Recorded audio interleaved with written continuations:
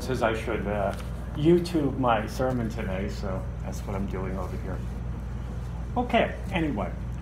A friend of mine recently said to me, life is a journey, but you're an explorer, so I'm sure you will fare well. Yes, life is a journey, and unfortunately there's no operator's manual to get through it. October 2nd, 2015, not even 3 years ago, was a day I clearly remember, when Dr. Kissin came into my hospital room and said, if the legs don't go today, you may not wake up tomorrow. And so my life changed forever. Not 3 months earlier, I was hiking in the hills of Maine, and my favorite pastime, geocaching, and then visited my sister and family in Cape Cod and went whale watching. And just a month before that, my beloved Susan and I were on a bus tour to the Canadian Rockies. There were signs of trouble, but I sort of ignored them. I could barely breathe after hiking less than a mile around Lake Louise and couldn't walk up a hill to a parking lot in Provincetown. Susan and I were getting ready for a trip of a lifetime, an 18-day transatlantic cruise from Copenhagen, visiting Iceland, and then returning to New York City. My friend was to pick me up and take me to the airport in less than an hour. One more sweep of the kitchen, I thought. And that's when it happened. I couldn't make it across the kitchen floor without losing my breath. I reluctantly called Susan and I said, I don't think we're going to the airport. I think we're going to the emergency room. North Shore Hospital took me in right away, did some tests, and released me at 4 a.m. Nothing happening here. Go see your doctor on Tuesday. This was Labor Day weekend. Just 24 hours later, I was back. I couldn't even walk down the 2 steps in front of Sue's house. Many tests and pokes and probes had happened in the next few days. My breathing still didn't get stronger, and I had all sorts of monitors attached to my body. What I had hoped to be just a few days soon lasted a month and a half. And soon my feet were turning black. What's happening to me? I didn't get any straight answers. I was in the cardiac unit, then intensive care, then back to cardiac. My world was upside down. I didn't know what was going on around me or in me. Apparently, I had suffered congestive heart failure, and my blood was not reaching my feet, and sepsis, also known as gangrene, or also an infection known as gangrene, set in. I found out later that I was in something called EF15. I didn't know what that meant. A few months later, I overheard a doctor of a patient who had a triple bypass. He told him he had an EF of 20. His patient didn't know what it meant either, so the doctor explained that EF is the amount of blood that your heart pushes out on each beat. EF stands for ejection fraction, and the number is a percentage. He said that normal is 55 to 65%. At 10, you'll probably be dead. Oh man, I was on death's doorstep, and I didn't even know it. In 2013, I had some back pains and wound up in the hospital and was told I have a sarcoma, a type of cancer of the soft tissues. I was being treated by an internist, primary care doctor, but I put most of my faith in an oncologist that I thought was the greatest. When my first round of chemo didn't work, he tried a different drug and radiation. Apparently radiation and this drug didn't play well together and produced heart failure a year later. Because of my heart issues, they removed my feet without general anesthetic. It was sedation, a local anesthetic, a great doctor, and a lot of luck. I had no idea how my life would be changing, but it was the start of a new chapter. I laid there thinking, I can't drive, I can't walk. Why me? I can't geocache. Where will I live? Who will take care of me? I can't get to church as the building is not handicap accessible. Can I even get new feet? I was told that additional surgery might be needed to do so. Thankfully, I had retired a year before, but what kind of life will I have? Breathing was still a problem. I couldn't take a deep breath. I kept everyone up to date through Facebook and with phone calls by Susan. The word got out to friends in church, in the school where I worked, in the scouting community, and of course my family. I then started to have lots of friends visit me, some I had not seen in 20 years. I was often in la-la land and was often out of it. I told visitors one day they could stay if they wanted to, but I was going to sleep now. Some were entertaining me, some were reminiscing with me. Susan was with me as often as she could be, and my sister drove in from Pennsylvania just about every weekend. And then someplace I heard along the way that I was in danger of dying. It never crossed my mind until I heard it. I panicked. I called Susan. I then found myself looking for spiritual advice. I'm a UU. What experience do I have in praying or anything remotely resembling that? I met North Shore Jewish chaplain Mark Daniels at the hospital, who I'm still friends with today. He was not UU, but he could relate to me a lot more than some of the evangelical ministers who dropped by. I put out calls to my minister in Brooklyn. It seemed Manhasset was too far away for her to travel. I tried 3 others, one in Staten Island, one in Michigan, my former minister, and our own Reverend Hope. I asked if someone could have a UU minister stop by, perhaps from Shelter Rock, which is just on the other side of the property of North Shore. I was told they don't work that way. Reverend Fred from Michigan called and gave me strength. Then Hope called in from Chicago. I had not seen her in over 10 years, and I hope she remembered me. Sue got the call, and soon they appeared to be the best of friends. When Hope returned to town a few days later, we spoke, and I asked her, "How do I die?" Hope is taken back by that question. I've helped a lot of people to live, but I've never helped them to die. So we talked a lot. I still was not breathing as I should. I was finally told that the fluid in my lungs should be removed, but no one wanted to touch me. And the doctor I admired so refused to sign the approval for the procedure. At various points, he told Susan that he would like to see me in his office again, but he doubted that I will ever get there. He stopped returning phone calls to my sister.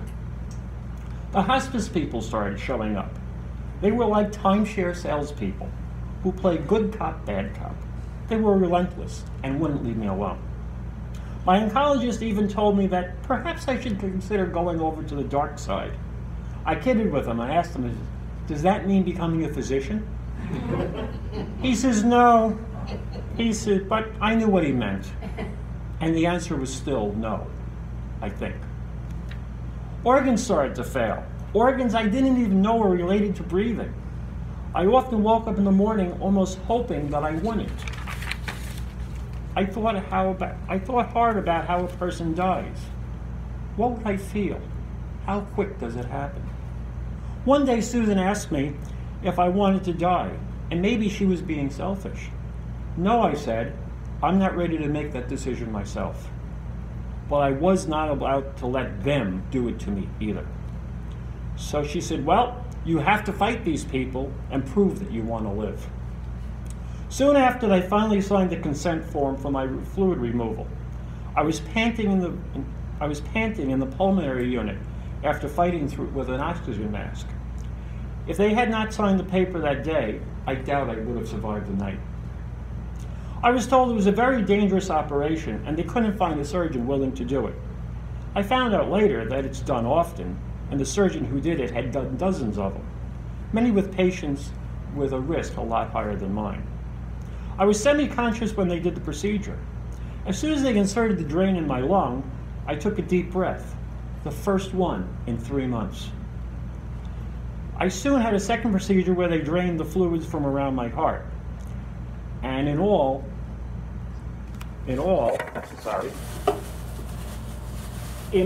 over 3 liters was taken out.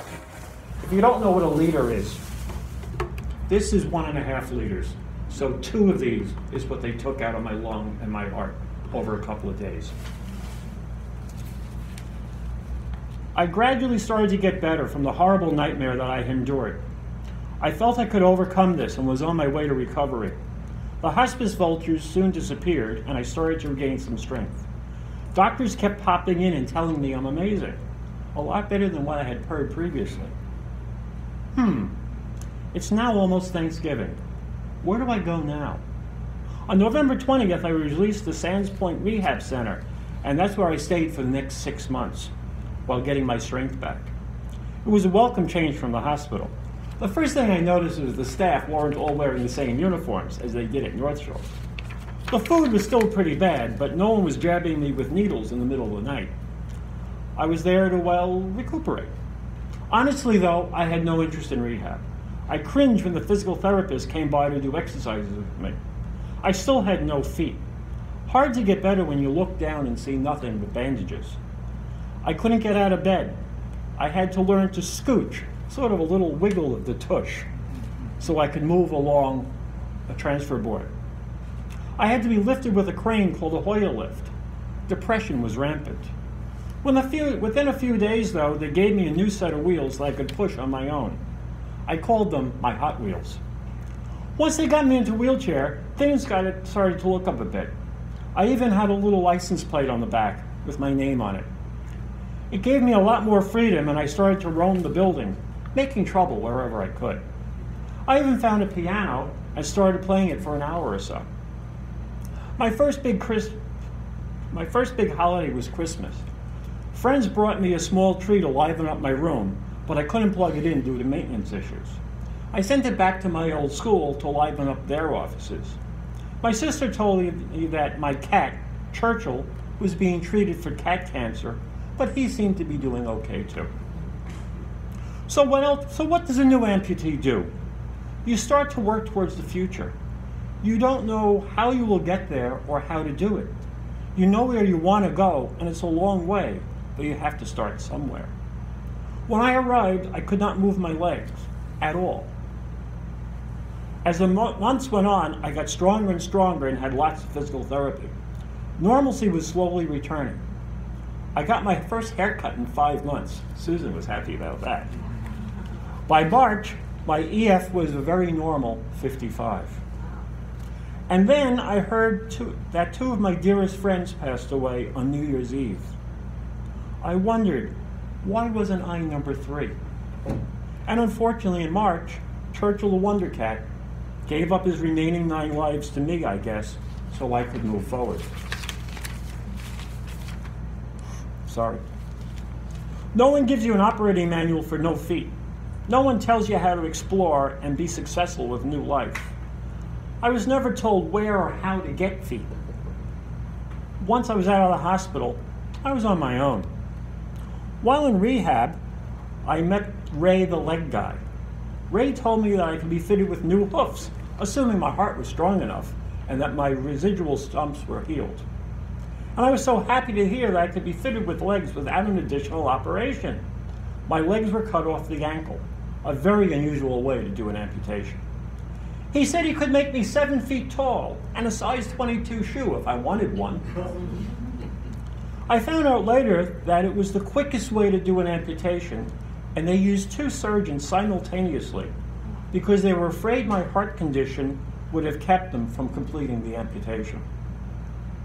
I assumed that walking in the new feet would be easy. Just slip them on like a pair of new boots and off I go.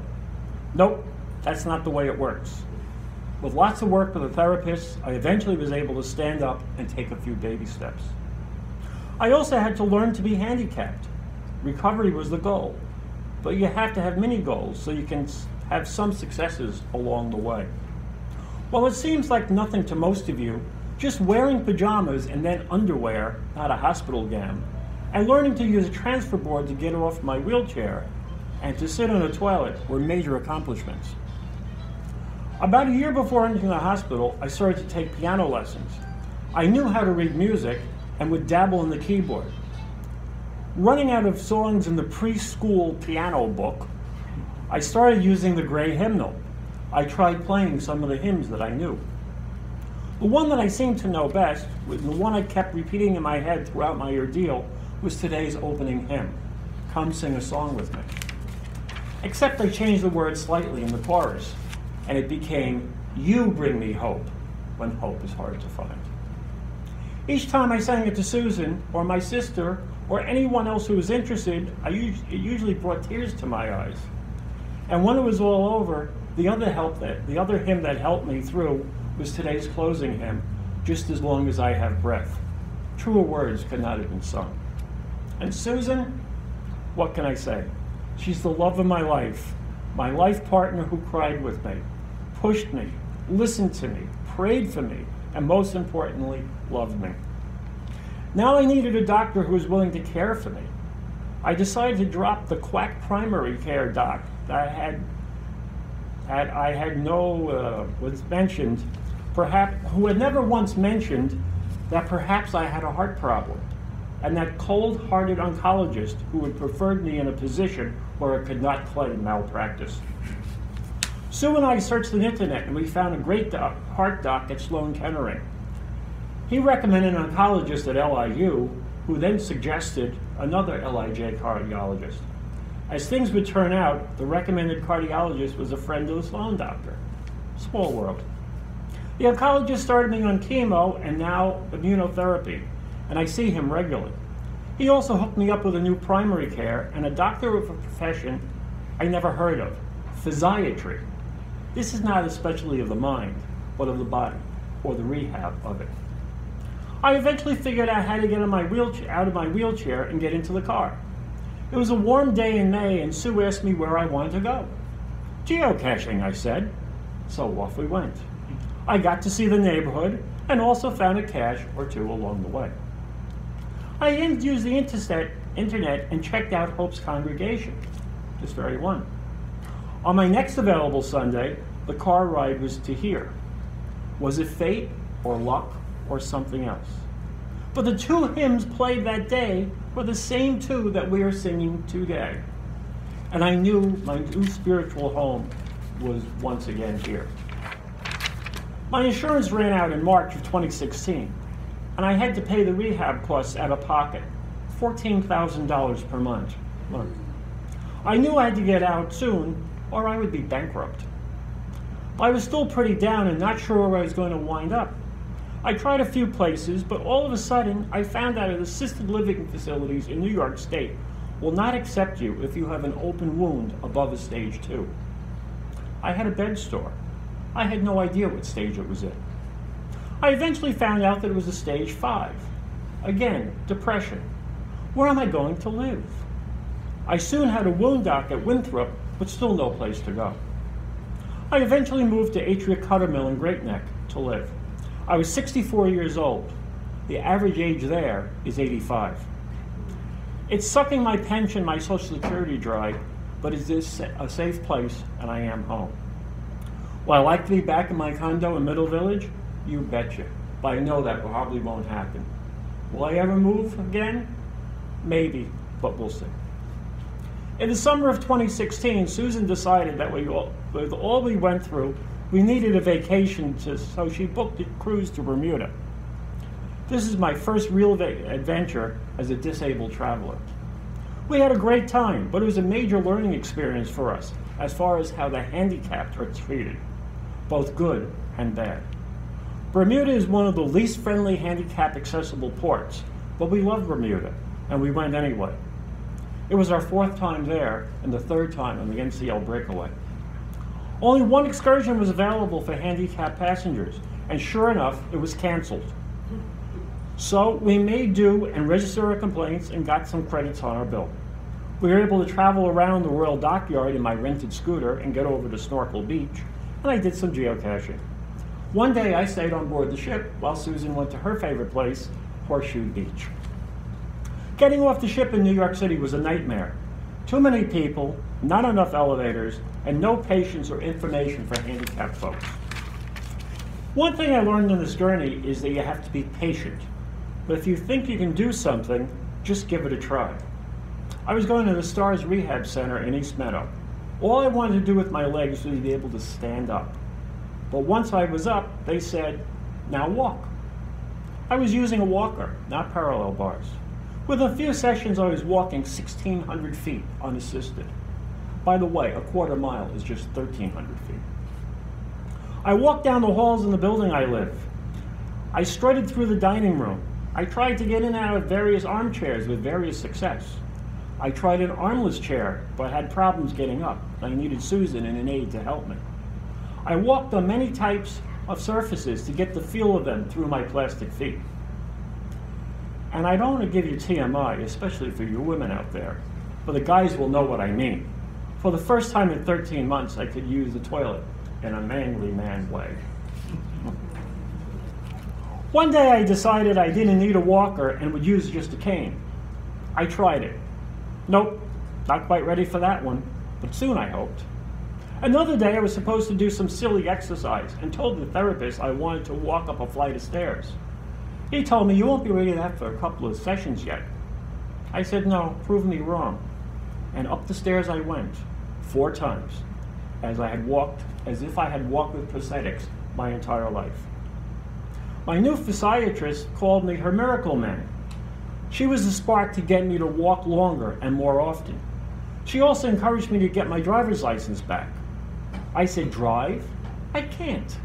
But in the spring of 2017, at her urging, I completed a course on how to drive a car with just hand controls. And on June 30th, 2017, I had my due day of freedom as I drove my hand-controlled car home from the auto mechanic shop. Now that I can drive again, I just did in March, no pun intended, towards normalcy, but tried to run. It was time to start doing things again. I was ready for more challenges and things to keep me from becoming depressed once more.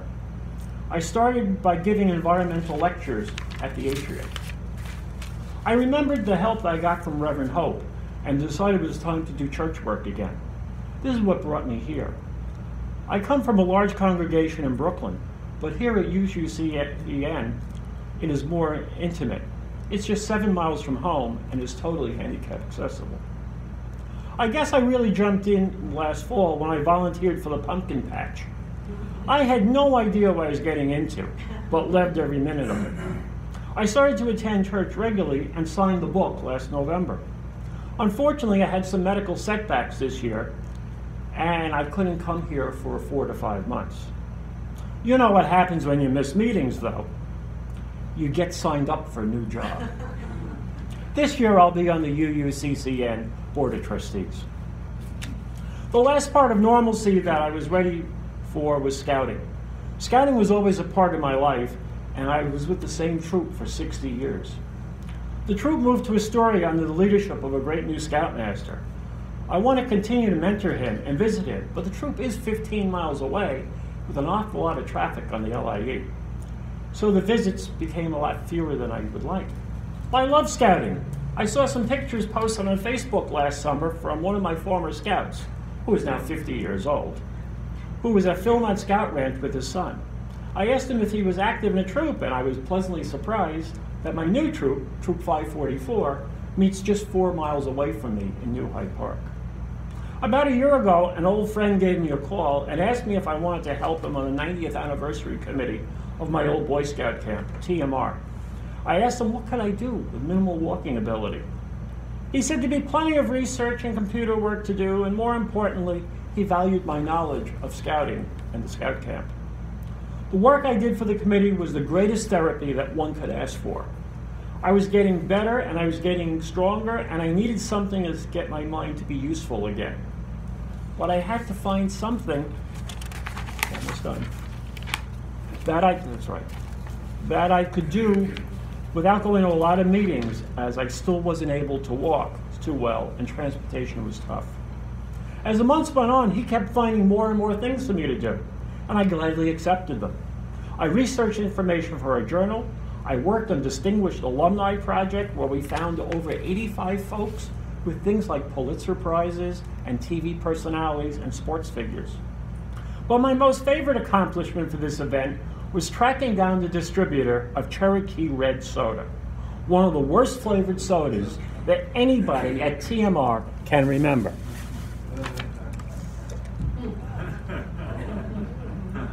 The scouters of the event enjoyed it that day, and it brought back memory of a camp 40 years ago. I spent 4 days up at camp while driving my hand-controlled car 130 miles. Went to dinner with my friends of almost 50 years, then worked all day stuffing participation envelopes and doing computer registration. I used my little electric scooter quite a bit as I rode around camp, and everyone said, "Do you have a license for that?" Saturday was showtime, and I ran the information booth, talking to well over 900 participants. Dinner was in our dining hall, and our guest speaker was an NPR celebrity who had also been a camp alumnus, followed by a campfire. The event was one of my best weekends in my life. I spent 3 nights in a rustic cabin with friends from my youth and had dinner in a Boy Scout dining hall. It may seem odd to people who have never experienced it, but for me it was like staying at a 5-star resort. Normalcy was returning. So that's my story, and I'm sticking to it. I suppose we need to talk about some lessons to make this an official church program. So in no particular order. Number 1, don't always trust your doctor. Get second opinions, and maybe even a third. Number 2, ask questions. You may not like the answers, but at least you know where you stand. 3, life has no operating manual. 4, depression is okay, but sooner or later it gets boring, and you have to set a goal and then move towards it. Number 5, men can cry. I did that a lot. There was a time to cry, and now it's time to live. 6, mini goals are so very important. At least you feel success along the way. 7, denial was my way of handling life's problems. It led to acceptance, but knocked out what I didn't want to know. 8, keep a positive attitude. Be patient, but not too patient. Do it if you think you can. 10, get involved in something. 11, keep in contact with your loved ones and friends. I didn't realize at the time that the dozens of friends who came to visit me had heard that I was dying, and this was their goodbye. And finally, have a sense of humor. Things will probably get worse before they get better, and you have to be ready to fend them off. Learn to laugh at yourself.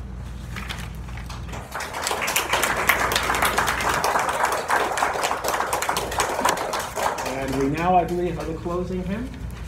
Number 6. Get some money first, right? Oh, we got some money first. I'm sorry, I don't have a program in front of me. The offering today will be led here by David, our gentleman in the back. Good morning, all, and thank you so much for this wonderful, inspiring